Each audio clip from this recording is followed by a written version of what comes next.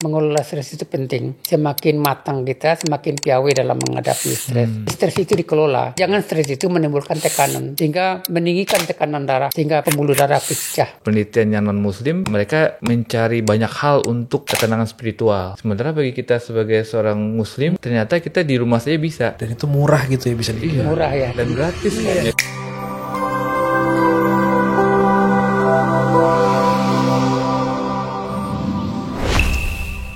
Di perjalanan usia gitu ya, hal apa sih Opa yang bisa menjaga kita ya untuk terutama generasi-generasi yang akan menjemput tua gitu ya, untuk tetap otak ini berfungsi dengan baik, saraf juga berfungsi dengan baik gitu ya.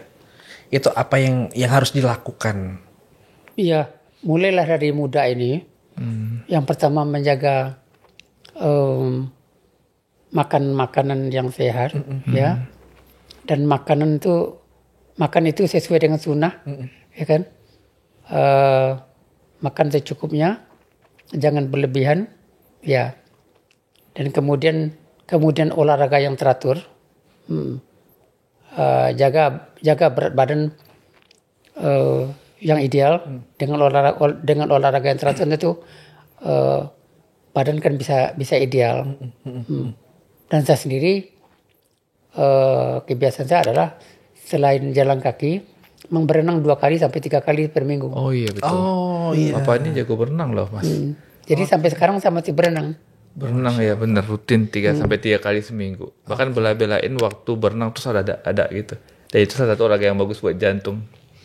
Satu jantung, kedua otot juga ya Otot Dok. betul. Karena kan kalau kita tahu beberapa penyembuhan di program Visio gitu kan, itu salah satu dianjurkan dengan berenang gitu. Berenang Iya, ya. betul. Ya, sakit jepitan saraf pinggang KNP kan juga berenang Betul gitu. Dok. Saya juga dimintanya seperti itu Pak. Iya. Sudah Pak, sekalian aja Pak rajin-rajin renang. Iya. Oh iya juga. Betul-betul. Dan memang ini satu hal yang tentunya menjadi pengingat kita ya Opa ya, juga dokter, bahwa ya kembali kalau kita pengen saraf dan otak kita berfungsi dengan benar ya tadi yang disampaikan. Iya. Tapi kalau untuk mempercepat kegagalan fungsinya ya udah lakukan sebaliknya itu tadi. Iya. Dan kemudian selanjutnya adalah mengelola stres. Oke. Ya, tidak bisa dipungkiri bahwa dalam kehidupan kita ini stres masih ada. Betul. Jadi tentu dalam perkembangan kita hidup sebagai manusia, kita belajar mengelola stres. Jadi mengelola stres itu penting. Jadi mestinya semakin matang kita, semakin piawai dalam menghadapi stres. Jadi stres itu dikelola. Jadi jangan stres itu menimbulkan tekanan. Justru stres yang menimbulkan tekanan itulah yang merangsang hormon-hormon di tubuh kita yang disebut dengan hormon kortisol, adrenalin, noradrenalin, sehingga meninggikan tekanan darah, sehingga pembuluh darah pecah, ya pembuluh darah pecah, atau ke jantung juga denyut jantung. Mungkin cepat. Itu yang penting. Yang harus dijaga juga ya. Jadi memang manajemen stres ini. Manajemen stres ya itu. Makanya manajemen stres itu salah satu untuk mengelolanya. Makanya kebutuhan spiritual kita, kembali kita ke spiritual kita. Dengan spiritual kita itu menimbulkan ketenangan batin. Dengan ketenangan batin itu stres kita berkurang. Jadi resepnya itu. Jadi perkuatlah keimanan dan lakukanlah kajian-kajian, simak sunnah-sunnah Rasul, dan insya Allah dengan ketenangan batin kita bisa mengolah stres. Selain teori secara secara ilmiah, macam-macam teori gitu macam teori. Tapi yang lebih penting spiritual kita justru dijaga. Oke, ini yang mungkin terkadang luput gitu ya Dok ya. Iya. Kalau di penelitian Mas, di luar ya kita bicara penelitian yang non muslim, mereka mencari banyak hal untuk yang Opa bilang tadi tuh, ketenangan spiritual. Betul. Mereka kadang melakukan olahraga, harus ke tempat yang jauh, traveling ke tempat sana.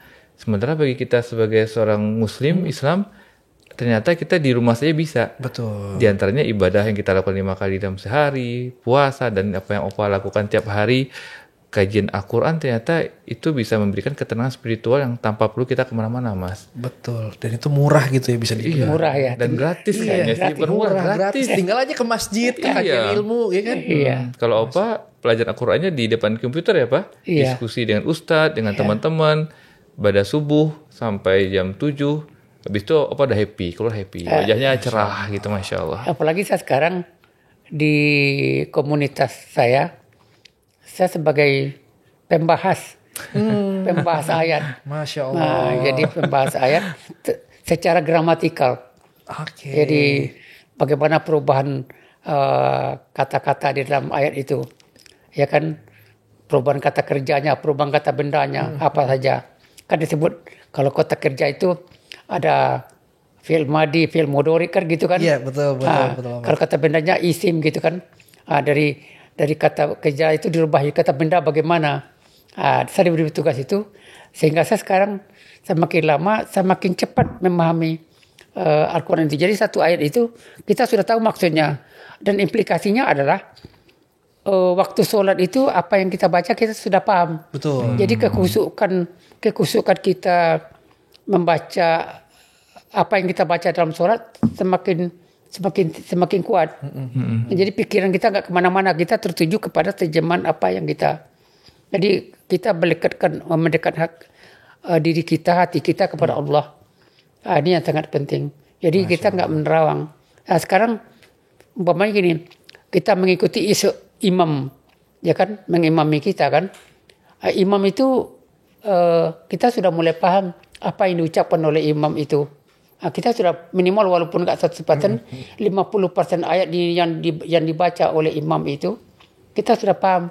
Itu menambah kekusukan hati kita juga. Betul. Sehingga kita keluar dari masjid timbul ketenangan. Iya. Ini anunya nih. Benar. Karena kadang juga kita merasakan ya, Opa ya juga dokter. Kita ngabisin waktu nih atau ngabisin uang lah 50.000 buat kita ke masjid. Kan kita kadang ada kotak amal tuh. Dibanding dengan kita 50.000 ke mall. Keluar dari mall dibanding dengan keluar dari masjid, tenangnya beda. Betul ya. Iya. Jadi kadang kita keluar dari mall, keluar sambil mikir juga, aduh ini kurang apa lagi ya, aduh ini duitnya dari mana lagi.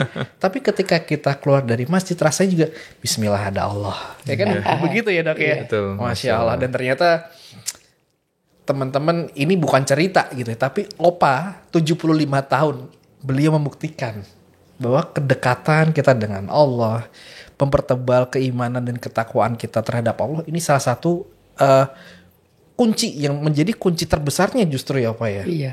Dan menimbulkan keikhlasan dalam hidup. Jadi apa saja kita ikhlas jadinya. Masya Allah. Guys, ini kita ngobrol dengan beliau 75 tahun. Kalau kita ngomongin 75 tahun pada umumnya udah diajak ngomong udah gitu kan. Tapi beliau, saya tadi lagi mengamati dan ya Allah semoga ketika kita semua yang ada di sini menonton di sini disampaikan di usia yang seperti Opa gitu ya, dalam kondisi terbaik seperti Opa juga gitu ya. Amin. Dan Masya Allah Opa menjadi sebuah inspirasi buat kita semua. Amin. Buat sahabat-sahabat semua supaya tetap menjaga kesehatan, tetap mengatur stres gitu ya. Tapi juga tentunya bagaimana untuk semakin mendekatkan diri kepada Allah. Masya Allah. Masya Allah. Jadi ada hal yang penting lagi. Usia saya ini bagaimana mempersiapkan husnul khotimah. Masya Allah. Masya Allah. Ya. Dijemput dalam kondisi terbaiknya ya. Ya, kondisi yang terbaik ya. Masya Allah. Opa, ini menjadi sebuah renungan buat kita semua tuh pada nangis semua nih ya Allah. Bisa nggak sampai di usia seperti Opa gitu ya, atau dalam kondisi seperti apa ketika kita disampaikan di usia 75 tahun ya dok ya. Masya Allah. Nah ini menjadi sebuah teladan. Kita udah dapat nih kuncinya apa aja, tinggal balik lagi ke diri kita juga termasuk diri saya. Apakah kita menjadikan petuah atau wisdomnya Opa ini lewat begitu saja atau justru menjadi pemicu kita untuk lebih baik gitu ya Pak ya. Masya Allah luar biasa. Jadi ada hal yang penting nih. Seperti saya sekarang ini sudah lansia gitu kan. Kata-kata visi dan misi itu memang harus ditanamkan. Seperti sekarang ini visi saya adalah bagaimana mempersiapkan husnul khotimah. Misinya apa? Ya, apa yang dilakukan? Jadi untuk mencapai visi itu kan harus dengan misi. Misi, kan? betul. Nah, misi itu apa? Ini salah satunya kan dengan memahami Al-Quran dari hari ke hari, memahami ayat. Itu salah satu kan. Dan ada yang lainnya kan gitu. Betul. Dan kepada yang muda juga begitu. Capailah cita-citamu, visimu, dan lakukanlah misi yang sesuai untuk menuju visi itu. Kalau untuk bercita-cita menjadi orang yang penting, orang yang tentu harus ada misinya. Betul. Jadi hidup itu tidak lepas dari visi dan misi. Jadi saya ya kebetulan mempelajari manajemen juga nih. Masya Allah. Ya kalau di kampus namanya manajemen strategik. Ya, jadi dalam kehidupan itu kita harus punya visi dan misi. Jadi setiap orang harus punya visi dan misi. Termasuk saya sendiri juga visi dan misi. Karena saya sudah lansia, visi dan misi tentu untuk akhirat. Masya Allah. Sehingga dari visi misi ini membuat kita semakin terarah gitu ya. Ya, makin terarah ya. Jadi jangan melantur ke kanan ke kiri. Jadi ibaratnya atau jangan ini kali ya, apa? Yang penting jalanin aja deh. Nah, itu tanpa aja. ada tujuannya, pokoknya jalanin aja deh.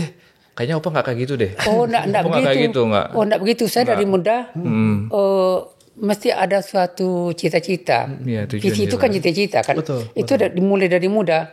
Kemudian ada action-actionnya dengan misi itu kan. Nah, nanti sesudah itu kita mau ingin jadi pimpinan gitu kan. Kan ada visi ya kan. Kemudian apa action kita kan gitu. Jadi harus diikuti terus. Jadi di dalam perjalanan hidup siapa saja pasti ada visi dan misi. Jadi visi dan misi itu yang harus dijaga. Jadi harus jelas mau kemana arahnya. kita. Jadi itu amanat saya kepada yang muda-muda. Jadi supaya punya cita-cita atau yang disebut dengan visi dan diikuti dan upaya, dengan ya, upaya. Upaya itu dengan tentu misi namanya kan. pergerakannya. Pergerakannya ya. Masya Allah. Jadi udah nggak ada lagi yang namanya ya kita hidup bagi air mengalir aja gitu ya. Kita tahu-tahu jadi kejomberan ya gitu ya. Masya Allah.